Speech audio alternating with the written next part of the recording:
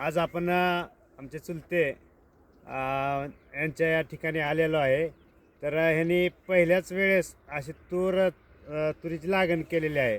औरंगाबादला जॉब करत असताना प्रथमतः आज येऊन ह्यावर्षी असं तुरीचं भरघोस उत्पादन घ्यायचं एक प्रयत्न करत आहेत आणि त्या प्रयत्नाला यश येते. तर हे पहा, हे गोदावरीचं ब्रँड एक बी असं लागण केलेलं आहे. तर आत्ताशी हे लागण केलेली आहे 5 जूनला. तर एक 5 महिने पूर्ण झालेले आहेत. तर अशा पद्धतीनं हे फ्लॉवरिंग झालेलं दिसतंय. जवळजवळ एक 14 फूट ह्या दुईतलं अंतर ठेवलं होतं, परंतु हे 14 फूट अंतर हे मिळत आलेलं आहे. आता एक 2-4 दिवसांनी पूर्ण जुळून जाईल. अशी पट्टा पद्धत लागण केलेली आहे. छानपैकी जर नियोजन केलं तर हे तुरीचं उत्पादन चांगलं मिळू शकतं. हे आपल्याला पाहायला मिळतंय.